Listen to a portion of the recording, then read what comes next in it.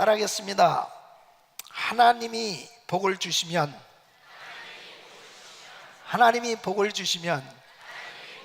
나도 존귀한 인생이 될 수 있어. 믿습니까? 하나님이 복을 주시면 나도 존귀한 인생이 될 수 있습니다. 하나님의 복을 받으면 우리는 존귀한 인생이 될 수 있습니다. 아멘이 이렇게 현찮아가지고 어떻게 되겠습니까? 하나님의 복을 받으면 존귀한 인생이 될 수 있어요. 오늘 정말 이 말씀을 듣는 성도님들은 복을 받았습니다. 오늘 이 말씀이 여러분의 것이 되기를 예수 이름으로 축원합니다. 이 세상을 살아가는 사람들은 누구나 다 근심, 걱정, 염려를 가지고 살고 있습니다. 또한 이 약점을 누구나 다 가지고 있습니다. 약점 없는 사람 없습니다. 세상 살아가면서 태어날 때부터 가지는 선천적인 약점도 있고 또 살아가면서 만들어진 후천적 약점도 있습니다. 이 나름대로 이런 많은 문제와 어려움을 가지고 살아가고 있습니다. 그런데 중요한 것은 그런 문제와 그런 약점이 극복되면 놀라운 간증자가 된다는 거죠. 하나님 앞에 위대하게 쓰임받는 그런 존귀한 인생이 될 수 있다는 거죠. 믿습니까? 하나님 앞에 쓰임을 받았던, 성경에 존귀하게 쓰임받았던 사람들을 한번 살펴보세요. 공통적으로 다 약점을 가지고 있습니다. 그리고 다 문제를 안고 살고 있었습니다. 자, 하나님 앞에 정말 존귀하게 쓰임받은 사람 모세를 보십시오. 모세는 살인자요 도망자였습니다. 그리고 미디안 광야에서 40년 동안 목동 생활을 하면서 정말 모든 것을 다 포기하고 살 수밖에 없는 그런 어려운 가운데 살았던 사람입니다. 하나님 앞에 위대하게 쓰임받았던 다윗을 보십시오. 그는 간음했던 사람이요 또 간접적으로는 살인했고, 그리고 그의 집안을 보면 정말 그지없이 문제투성이었습니다. 자식들이 속을 썩이질 않나, 그의 장인은 자기를 죽이려고 그렇게 핍박을 하고 정말 문제를 참 많이 안고 살았던 사람이었습니다. 여러분, 사도 바울 얼마나 위대하게 쓰임받았습니까? 이 바울에게는 늘 육체에 가시가 있었습니다. 참 이 병이 있었고, 그리고 이 바울은 가는 곳마다 참 많은 핍박을 받으면서 어려움을 겪으면서 살고 있었습니다. 그런데 중요한 것은 모세도 다윗도 바울도 모든 문제와 약점을 극복하고 승리했다는 사실입니다. 여러분, 하나님이 복을 주시면 약점도 문제도 해결할 수 있습니다. 이것이 얼마나 중요한 건지 모릅니다. 오늘 이 본문에 나오는 야베스, 여러분 역대상 1장에서 9장까지는 아담부터 시작해서 이스라엘 자손들의 족보를 기록하고 있습니다. 무려 500명이 넘는 사람들의 족보를 기록하고 있는데요, 이 4장에만 보더라도 44명의 이름이 열거되고 있습니다. 그런데 유독 이 야베스에 있어서는 그의 기도가 기록되어 있습니다. 그리고 이 야베스는 존귀한 자가 되었다. 그가 기도하는 것을 하나님이 다 허락해 주셨다고 이렇게 기록하고 있습니다. 야베스는 태어나면서부터 약점을 가지고 태어난 것 같습니다. 그래서 9절 보면 야베스는 그 형제보다 존귀한 자라 그 어미가 이름하여 야베스라 하였으니 이는 내가 수고로이 낳았다 하였다. 자녀를 낳는데 수고하지 않고 낳은 자식이 어디 있습니까? 그런데 이렇게 기록한 것을 보면 그에게 있어서는 참 아픔이 있었던 것 같습니다. 그래서 이름을 고통의 자식이라고 지었어요. 그러니까 이러한 어려움이 있었지만은 야베스는 하나님의 은혜로 하나님의 복을 받고 존귀한 그런 인생이 된 것을 말씀하고 있습니다.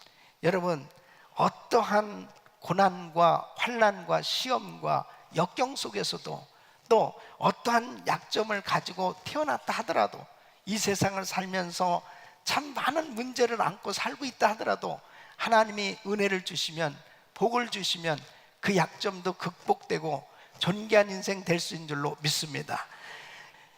여러분, 마가복음 10장에 보면은 소경들이 나와서 예수님 앞에 다윗의 자손 예수여 나를 불쌍히 여겨주세요, 우리를 불쌍히 여겨주세요 그러면, 그럴 때 주님이 네게 무엇하여 주기 원하느냐 그랬습니다. 아니 소경들이 거지입니다. 그러니까 이렇게 구할 수도 있어요. 제 겉옷을 좀 새 거를 좀 사주세요. 저에게 지금 먹을 빵을 좀 사주시죠. 돈을 좀 주시죠. 이런 여러 가지를 구할 수도 있잖아요. 내게 무엇하여 주기 원하느냐. 그러니까 이 소경들이 눈을 뜨기를 원합니다. 보기를 원합니다. 네 믿음대로 될지어다. 바로 하나님은 구체적으로 구하는 것을 원하시는 거예요.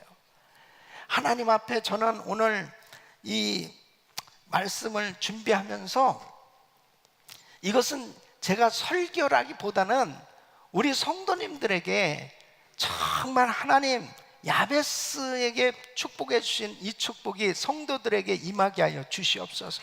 이 기도하는 마음으로 이 말씀을 증거하고 있는 거예요. 예? 기도하면서 이 말씀을 증거하고 있습니다. 왜 그런지 압니까? 저는 이번에도 터키의 땅을 밟으면서 이 마음이 너무너무 애절해요. 너무너무 마음이 아파요. 여러분, 터키 땅은 사도 바울이 태어난 곳입니다. 그곳에 안디옥 교회가 세워졌고, 그리고 바울과 바나바가 선교사로 파송되어서 선교 1차, 2차, 3차 전도 여행 가운데 수많은 교회들이 세워졌습니다.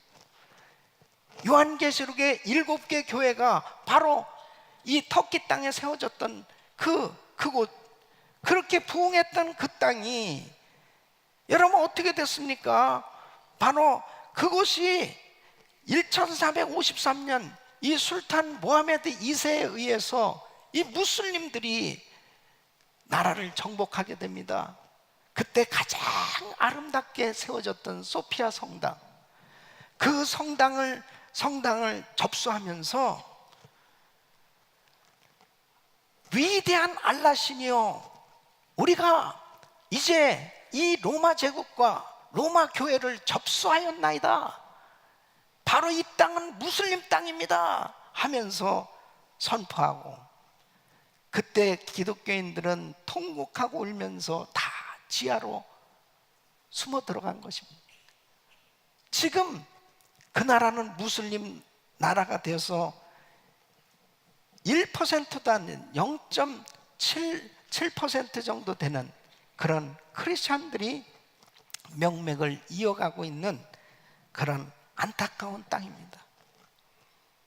왜 그렇게 됐는지 압니까? 기독교가 타락하고 부패했을 때 하나님은 몽둥이로 무슬림을 사용한 것입니다. 그 몽둥이가 강한 것 같지만 결국 그 몽둥이는 다 불살라 없어지게 된 날이 올 줄로 믿습니다. 중요한 것은 뭐냐면, 하나님 정말 이 땅에 다시 한번 부흥을 허락하여 주시옵소서. 하나님 앞에 안타까운 기도를 하면서, 하나님 우리 성도들이 복을 받아야 복의 통로가 돼서 자꾸 나누는 사역을 할 수 있지 않겠습니까? 전 세계 선교 사역은 누가 할 수 있느냐? 하나님의 복을 받은 사람이 할 수 있는 거죠. 하나님의 복을 받은 교회가 할 수 있는 것이 선교입니다.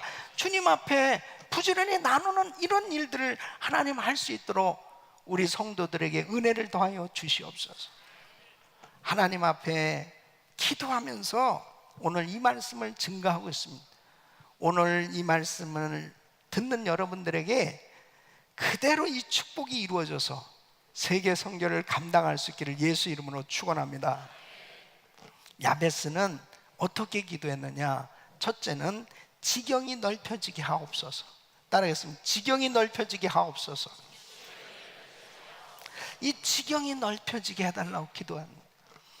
여러분, 첫째는 우리 마음의 지경이 넓혀져야 됩니다. 여러분, 마음의 지경이 넓혀지지 않고는 존귀한 인생이 될 수 없습니다. 마음이 좁은 사람은 좁은 시야, 좁은 편견을 가지고는 절대로 큰 일을 할 수 없습니다. 아무런 일도 할 수 없습니다. 왜 그래요?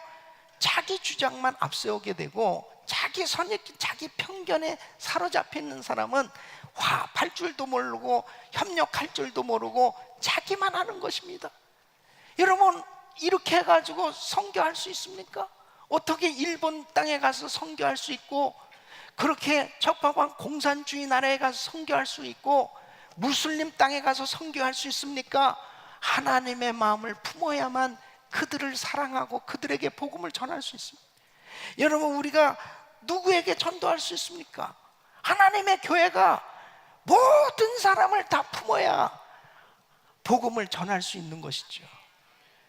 누구는 되고 누구는 안 되고 하는 그런 좁은 시야, 좁은 편견을 가지고는 우리 주님이 답답해 하시는 것입니다. 여러분, 베드로는 정말 주님이 쓰시기에 답답했습니다. 큰 능력과 은혜는 받았음에도 유대인이라고 하는 이 생각이 너무 사로잡혀 있었기 때문에 이방인들에게 가서 복음을 전해야 되는데, 땅끝까지 이르러 내 증인이 되라, 너희는 가서 모든 족속으로 제자를 삼으라 하는데, 모든 족속은커녕 유대인에게만 복음을 전하고 있었던 거죠. 얼마나 주님이 안타까워 하셨냐면은 환상을 3번씩이나 보여주면서 고넬료 가정에 보내시잖아요. 예? 그러면서 아주 그냥 직접적으로 주님께서 이 베드로에게 역사하신 것을 보면, 오늘날도 주님은 우리를 그렇게 쓰시기 원하시지만 너무 마음이 좁은 가운데 이 좁은 편견을 가지고 있어서는 전혀 우리 주님이 쓰실 수가 없다는 것입니다. 주여, 마음이 넓어지게 하여 주시옵소서. 모든 사람을 품을 수 있게 하여 주옵소서. 두 번째는 믿음의 지경이 넓혀져야 됩니다. 여러분, 아브라함은 조카 롯과의 문제가 생겼습니다. 그랬을 때 조카 롯에게 이야기합니다. 네가 우하면 내가 좌하고 네가 좌하면 내가 우하겠다. 어떻게 그렇게 할 수 있습니까? 바로 주님이 은혜를 주셔야 된다는 걸 이 아브라함은 아는 거예요. 내가 어차피 집을 떠났을 때도, 본토 친척 아비집을 떠났을 때도 아무것도 없이 떠났는데 하나님이 이렇게 많이 주신 거 다 아버지가 주신 거라는 거예요. 그래서 조카 롯 보러 너 먼저 선택해라. 너 먼저 선택. 그리고 하나님께서 동서남북을 바라보라. 보이는 땅을 다 내게 주리라. 할렐루야. 믿음의 지경이 넓혀져야 됩니다. 믿음의 지경만큼 누리고 살 수 있어요. 하나님의 역사를 이룰 수 있어요. 할렐루야. 세 번째는 사업의 지경이 넓혀지게 해달라고 기도하셔야 됩니다. 우리 성도님들의 사업의 지경이 전 세계적인 사업으로 넓혀지기를 예수 이름으로 축원합니다. 사역도 세계적인 사역이 되기를 예수 이름으로 축원합니다. 보세요, 주님께서 우리에게 사역의 범위를 정해 주셨습니다. 마태복음 28장 19절에 보면 너희는 가서 모든 족속으로 제자를 삼아 모든 족속에게 복음을 전해라. 마가복음 16장 15절 보면 너희는 온 천하에 다니며 만민에게 복음을 전파하라. 온 천하 만민. 사도행전 1장 8절 보면 성령이 너희에게 임하시면 권능 받고 예루살렘 온 유대 사마리아 땅 끝까지 이르러 내 증인이 되라 그랬습니다. 땅 끝. 보세요, 온 모든 족속, 온 천하 만민 땅 끝. 이것은 하나님 우리에게 허락하신 사역의 범위인 것입니다. 그래서 우리가 무엇을 해도 세계를 품고 해야 됩니다. 세계를. 할렐루야. 우리 교회가 세계 선교 마무리의 이 비전을 갖고 있는데요, 저는 제가 샌디에고 갈보리 장로교에서 목회할 때 하나님께로부터 받은 비전입니다. 마태복음 24장 14절 말씀, 이 천국복음이 모든 민족에게 증거되기 온 세상에 전파되리니 그제야 끝이 오리라. 주님이 그 말씀을 주시면서 세계 선교 마무리 짓는 교회가 되라. 그래서 세계 선교 마무리 짓는 교회 붙여놓고 기도했습니다. 하나님 앞에 기도하는 가운데 미국을 깨우라고 하는 주의 음성을 들었습니다. 100명도 안 되는 교회 목사가 무슨 미국을 깨우는 교회 미국을 깨우는 사역을 할 수 있을까? 한국 목사가 미국을 깨우는 사역을 할 수 있을까? 기도는 할 수 있지 않냐 말이야. 기도는. 예? 그 기도가 지금 다 이루어지고 있는 줄로 믿습니다. 예? 그러니까 이 야베스는 하나님 앞에 기도의 지경이 넓혀지는 이런 기도를 하게 된 것입니다. 우리 사랑하는 성도 여러분, 지금 자꾸 자신을 보지 마세요. 자신의 환경을 보지 마세요. 자기의 약점을 보지 마세요. 자기의 환경의 문제를 보지 마세요. 바로 위대하신 하나님을 보십시오. 나에게 복을 주시는 하나님을 보십시오. 바로 그 하나님 앞에 기도하라 말이에요. 주님 앞에 나의 지경이 넓혀지게 해달라고 기도하라면 우리 주님이 역사해 주실 줄로 믿습니다. 두 번째는 주의 손으로 나를 도우사 복을 주옵소서. 따라했습니다. 주의 손으로 나를 도우사 복을 주옵소서. 주의 손으로 나를 도우사. 여러분, 한순간도 하나님이 도우시지 않으면 살 수 없다고 고백하고 있는 것입니다. 자, 이 야베스는 이걸 깨달았다는 게 이게 참 놀라운 은혜입니다. 하나님이 나를 도와주시지 않으면 안 돼요. 주의 손으로 나를 도와주셔야 됩니다. 여러분, 우리 크리스천들에게 가장 큰 축복은 뭡니까? 임마누엘의 축복입니다. 주님이 나하고 함께 하시다. 우리 주님이 함께 하시면 되는 거 아니겠습니까? 그 하나님이 나를 도와주셔야 됩니다. 여러분, 우리 가정도 주님이 도와주셔야 돼요. 우리 자녀들도 우리 주님이 도와주셔야 돼요. 우리 교회도 주님이 도와주셔야 돼요. 우리의 사업장도 주님이 도와주셔야 돼요. 바로 주님이 붙들어 주시고 도와주시는 이 은혜가 한순간이라도 떠나 있으면 안 되는 것이죠. 우리 주님이 도와주셔야 되는 겁니다. 여러분, 1912년 4월 15일 타이타닉호는 당시에 최대 호화선으로 제일 큰 배였습니다. 5만 2천 톤급의 배가 진수되어서 이제 첫 항해를 합니다. 얼마나 그 안에 탄 모든 사람들이 참 좋다, 안전하다 그렇게 생각하지 않았겠습니까? 근데 그 배가 암초에 부딪혀서 침몰하게 되었습니다. 근데 예수님의 제자들이 탄 배를 불렀습니다. 저는 이스라엘에 갔을 때 그 갈릴리 호수에 그 예수님 당시에 탔던 그 배, 그 목선을 보게 됐는데 정말 형편없는 거죠. 이려 편주처럼 갈릴리 호수에 바람이 불고 풍랑이 불면 얼마나 위험했겠습니까? 그러니까 이 제자들이 우리가 죽게 되었습니다. 그럴 정도로 참 겁날 수밖에 없는 그런 초라한 배. 예수님 탄 배도 풍랑은 만났어요. 그런데 예수님께서 바람아 잠잠하라 하니까 고요해지는 거예요. 주님이 도와주셔야 됩니다. 주님. 우리의 삶 가운데 나는 이 정도면 안전하다, 나는 이 정도면 됐다, 나는 이 정도면 모든 것 자신 있다라고 할 사람 아무도 없어요. 주님이 도와주셔야만 되는 겁니다. 이사야서 41장 10절에 두려워 말라, 내가 너와 함께하리라. 놀라지 말라, 나는 내 하나님이 됨. 내가 너를 굳세게 하리라. 참으로 너를 도와주리라. 참으로 나의 의로운 오른손으로 너를 붙들리라. 우리 성도님들이 주님의 손에 붙들려 복을 받는 삶이 되시기를 축원합니다. 주님의 손에 붙들려야 돼요. 이걸 다 기도하셔야 됩니다. 주님 도와주세요. 주님이 붙들어 주시면 승리할 수 있습니다. 할렐루야. 세 번째는 환난을 벗어나 근심이 없는 복을 구했습니다. 따라하겠습니다. 환난을 벗어나 근심이 없게 하옵소서. 하나님이 주시는 응답은 평안입니다. 주님이 주시는 평안함이 있으면 그게 응답이에요. 여러분, 아무리 시험과 환난이 있어도 하나님이 그 마음에 평안함을 주시면 다 극복할 수 있는 줄로 믿습니다. 창세기 27장에 보면은 바울이 탄 배가 유라굴라 태풍을 만납니다. 그 태풍을 만나게 돼서 배가 14일 동안 표류합니다. 276명이 자지도 못하고 먹지도 못하고 힘들 때에 25절에 보면 바울이 이렇게 외칩니다. 그러므로 여러분이요 안심하라. 나는 내게 말씀하신 그대로 되리라고 하나님을 믿노라.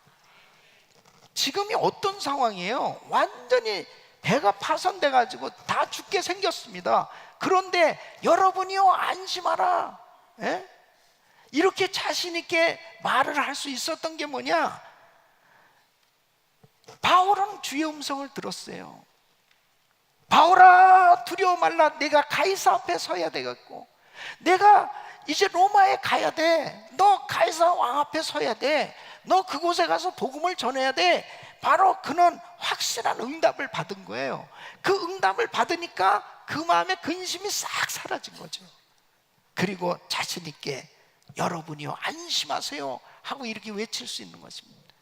그리고 먹지도 못하고 있는 사람들에게 떡을 가져오라고 그런 다음에 그 다음에 그 떡을 가지고 이제 35절, 38절, 35절, 36절에 보면은 그걸 가지고 축사를 합니다.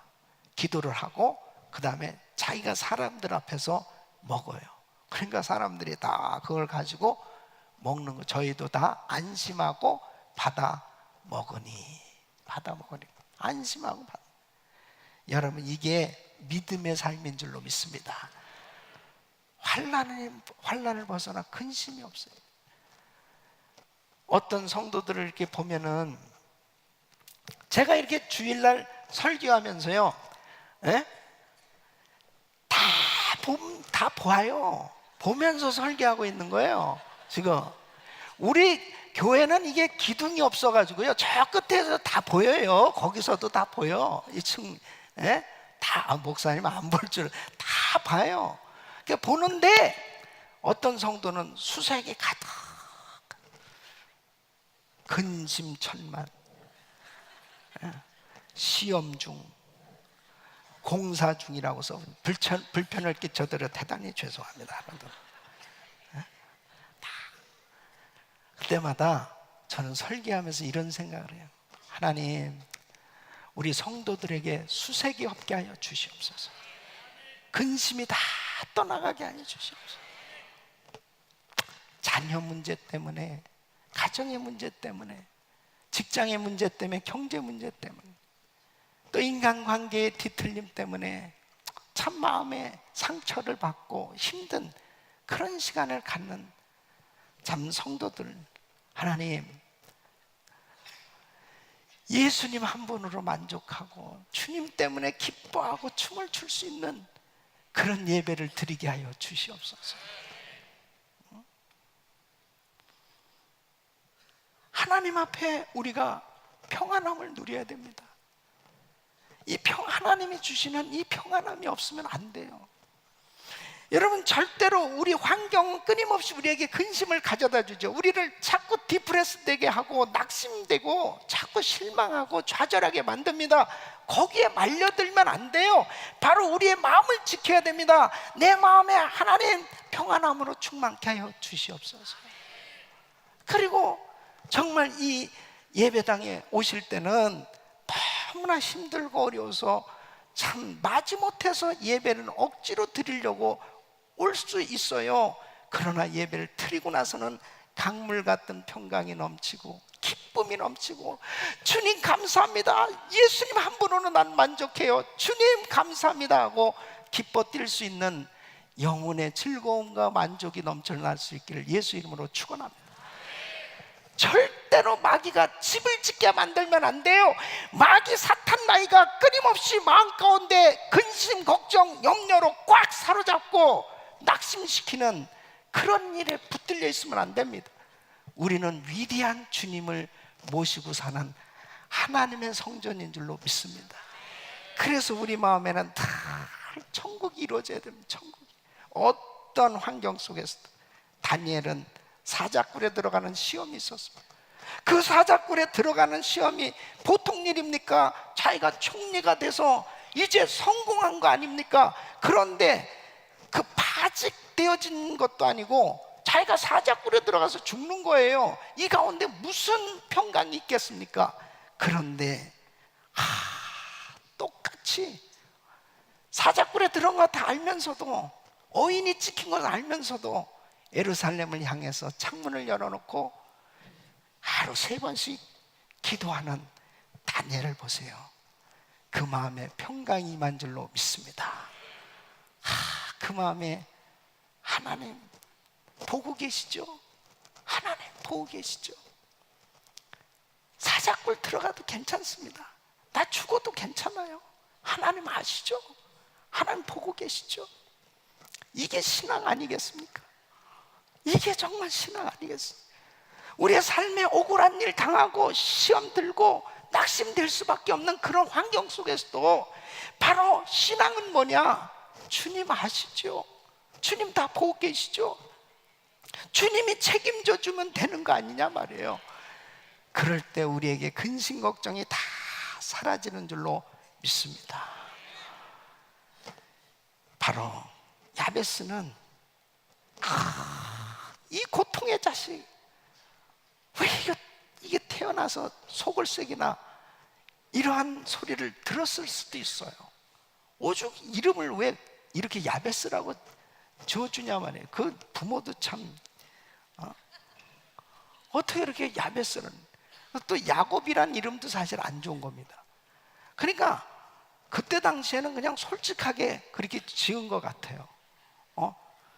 그런데요, 야곱이 이스라엘로 바뀌어진, 야베스가 존귀한 인생으로 바뀌어진 것은 하나님의 복입니다. 우리 사랑하는 성도님, 오늘 사실은 우리 박순애 전사님 주일 초청해서 말씀을 드리려고 그러는데요, 우리 박순애 전도사님이 이렇게 역전승을 거둔 인생이 된 거예요. 존귀한 인생이 된 겁니다. 초등학교 3학년 중퇴, 시골 깡촌에 정말 아무것도 없이 살면서, 그것도 정말 엄청난 그런 상처를 받으며 사는 인생이 하나님의 복을 받아서 정말 수많은 사람들에게 복을 나눠주는 그러한 존귀한 인생이 된 한 찔레꽃 처녀, 그 귀한 간증자가 되어졌던 것, 하나님의 복을 받으면 어떤 인생도 존귀한 인생 되는 줄로 믿습니다.